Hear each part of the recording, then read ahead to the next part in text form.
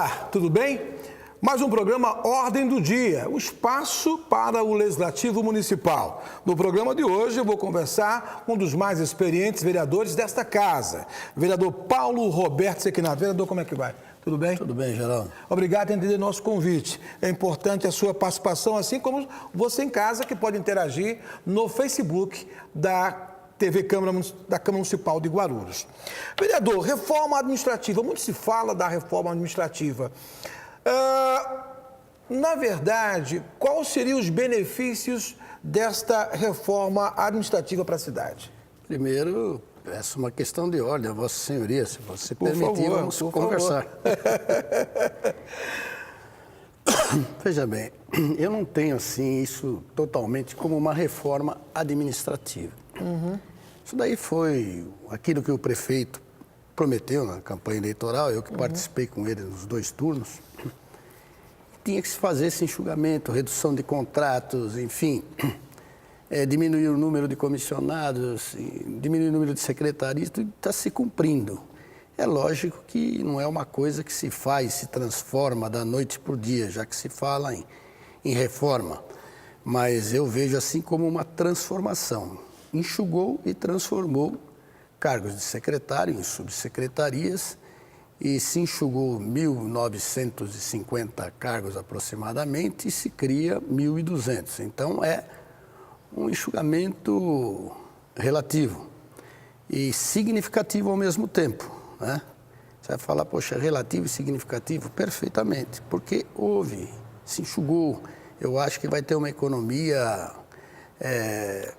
salutar para a cidade de Guarulhos. Essa economia dará para fazer alguns investimentos, se bem que investimentos ainda não será nesse exato momento, né? Isso daí nós temos que pensar a partir do segundo semestre. Aí sim poderemos começar a pensar num regime jurídico único ou regime próprio, como queiram denominá-lo, e aí sim se fará uma grande reforma administrativa, onde você inclui o CLF, que é o estatutário regido pela 1429, que é do 15 de novembro de 1968, que é o estatuto, eles falam que é uma lei aprovada naquela oportunidade, ainda eu não era vereador, não estava vereador na oportunidade, faz muito tempo, e se faz necessário reformular a 1429 por completo, né? Aí sim seria uma reforma. Então você mexe no CLF, no CLT e acerta essa situação do comissionado de fato e de direito. Qual instituto pertence o comissionado? Até hoje ninguém soube falar. O que a gente sabe é que se fala, o Poder Judiciário não entende que eles devam ter tais benefícios. Mas precisamos saber de fato e de direito. Para tanto, eu disse da tribuna, da casa, da Câmara Municipal, que nós deveríamos colocar o jurídico nosso, não só para dizer se é contra ou favorável, mas para auxiliar esses comissionados, para saber qual será o futuro do comissionado, se ele é estatutário, se ele pertence ao estatuto ou se ele pertence à CLT. Porque até agora, ele mesmo, funcionário que trabalhou muitos anos como comissionado, tem comissionados aí de 15 anos que foram até demitidos com essa transformação, chamada de reforma, e que não sabe a que regime de fato e de direito ele pertence. De fato, aliás, ele até sabe, ele não sabe de direito. Então, isso tem gerado muita polêmica, tem tido movimentos nesse sentido. Eu acho que o jurídico do próprio executivo tinha que agir ad cautela, né?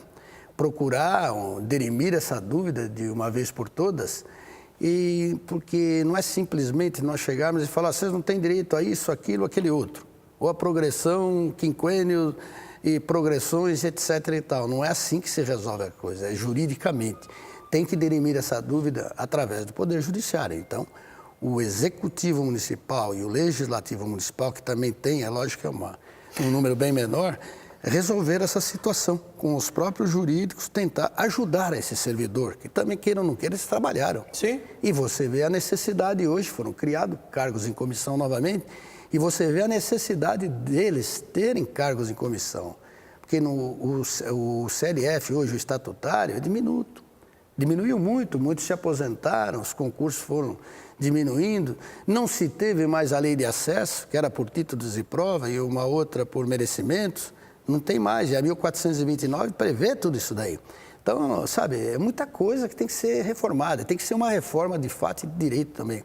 Uma ampla reforma onde se fala do CLT, do estatutário, que é o da 1429/68, e do comissionado. E assim nós teremos uma grande reforma com o regime jurídico único ou regime próprio, como queiram denominá-lo. Estou conversando com o vereador Paulo Roberto Sequinato. É evidente que quando você tem o executivo, alguém que tem um desafio muito grande, como o atual prefeito Guti, eu conversei com ele esse final de semana, encontrei com ele por acaso, ele disse: Geraldo, hoje já há uma economia de quase 200 milhões de reais, entre redução de cargos e também de contratos. É evidente que tudo que o vereador Paulo Roberto Sequinato falou, ele vem de encontro quando as duas casas trabalham com harmonia, que é o caso do Executivo e do Legislativo Municipal. Na última quinta-feira, esta casa deu uma demonstração peculiar de que tem em mente o bem-estar da cidade, reduzindo a quantidade de cargos em comissão e, ao mesmo tempo, criando espaço para que o prefeito da cidade consiga trabalhar com pessoas de sua confiança. Esse tipo de preocupação que o senhor acabou de citar, citando leis, de que maneira esta casa consegue fazer com que se trabalhe, comissionados trabalhe de forma tranquila, sabendo que todo o seu trabalho não será em vão? Exatamente. Veja bem, eu sei que quando a gente fala em regime jurídico único, ele é distinto até da reforma, mas pode ser fazer o regime jurídico único e pensar numa grande reforma administrativa, porque você tem que pensar no comissionado, porque ele fará parte desse processo. Não é só o CLT, o regido pela consolidação das leis trabalhistas, e nem o regido pelo Estatuto, que é a 1429/68. O comissionado, enfim, eu pergunto até a você, qual é o instituto ao qual o comissionado é subordinado? Você sabe me responder? Eu tenho dúvidas. Também. Sinceramente, Geraldo, eu tenho dúvidas, porque eles não se acham, eles acham que têm direito de uma coisa. Isso gera uma intranquilidade. Gera muita tranquilidade e necessidade também que eles têm, porque eles trabalharam, eles têm seus direitos. Eu não estou com isso culpando a administração em forma, hipótese alguma, mas o que eu acho é que os jurídicos não têm que falar, ser contra ou favorável. Os jurídicos, tanto da Câmara Municipal como do Executivo Municipal, têm que amparar esses servidores, né? Porque você vê, eles trabalharam, uns trabalharam 5 anos, outros 4, outros 10, outros 15. Aí pode alguém falar, mas tem uns que não trabalhavam. Isso é uma outra questão. Nós estamos falando daqueles comissionados que trabalhavam na prefeitura. Eles têm um direito adquirido. Eles têm que ser remunerados pelo tempo que eles trabalharam. Eles têm que ter os direitos, né, preservados. Afinal de contas, você trabalhou. Trabalhou, exatamente. De um modo geral, eles trabalharam. Tem como essa casa ajudar? Ou seja, essa reforma, tem como se criar um projeto dizendo, olha, a partir de hoje os funcionários comissionados, eles vão estar direcionados para esse instituto, ou seja, se vai ser o IPREF. Tem como essa casa ser um facilitador nessa relação? Eu acho que a coisa tinha que correr concomitantemente, é o meu entendimento, salvo sempre o melhor juízo. É correr com o regime jurídico único, ou regime próprio, eu sempre falo, porque pode ser que o prefeito atual queira, não queira denominar como regime jurídico único, sim regime próprio, que é um direito que assiste. Mas o sentido é o mesmo. E concomitantemente correr um projeto de lei dessa grande reforma administrativa. É uma reforma geral, ampla e restrita. Né? É dessa forma que nós vamos chegar e organizar o município, o quadro do funcionário público municipal, de um modo geral. Né? De A a C. O que quer dizer A a C? É o estatutário, o CLT e o comissionado. Estou conversando com o vereador Paulo Roberto Sequinato. Estamos no programa Ordem do Dia, o programa caçula da TV Câmara. Agora, vereador, é evidente, por ser um dos mais antigos, aliás, o mais antigo desta casa, essa preocupação que o senhor tem com o comissionado já não é de agora. O senhor tem encontrado, junto aos seus colegas, uma base para dar continuidade a esse projeto para os comissionados? O senhor tem conversado? Como é que está essa discussão na casa? Olha, veja bem, agora o que passou tem que ser resolvido, eu não sei qual a forma, eu não sei qual é o entendimento até hoje do jurídico da municipalidade, da Secretaria Jurídica do município. E o da Câmara também tem que ter uma decisão, porque tem servidores da Câmara também que não receberam ainda aquilo que eles entendem que sejam de direito. Então precisa dirimir isso daí e acertar de uma vez por todas. Sabe, é aquela história, vamos deixando amanhã, não, vamos ver, tem que ver o que o judiciário decide, mas alguém tem que assessorá-los, porque eles trabalharam. Agora, a forma é essa, não tem outro caminho, não tem outra saída. Nós temos, sim, que aprovar um projeto lá na frente, uma grande reforma administrativa, mas o momento agora é fazer com que eles recebam aquilo que de direito, o que não for de direito, tudo bem, mas o que for de direito tem que pagá-los. E quem poderá sanar isso? Quem poderá emitir esse parecer? É o jurídico, poxa, de fato e de direito, e de uma vez por todas, porque eles vivem uma instabilidade. Do jurídico? Chegou a conversar? Eu não tenho que conversar com o jurídico, a gente conversa, no caso, com o secretário de governo, para ver se há um entendimento, e aqui, no caso, com o secretário-chefe de gabinete do presidente, porque a casa tem, sejam lá 15 ou 20 casos, mas tem. Então, precisamos saber, precisa dar um fim, precisa tomar uma atitude e resolver essa situação de uma vez por todas, porque não dá mais para aguentar esse estado. Eu, se estivesse no lugar dele, estaria também desesperado. Assim como vocês da imprensa, eu não sei se tem alguém de vocês que está nessa situação, que trabalha com vocês, mas aqui na casa tem alguns casos e tem que ser resolvido também. Eu conheço as pessoas que aposentaram aí, que não receberam também suas indenizações, né? E entendem que tem direito, tem ou não tem? Resolveram ou não resolveram?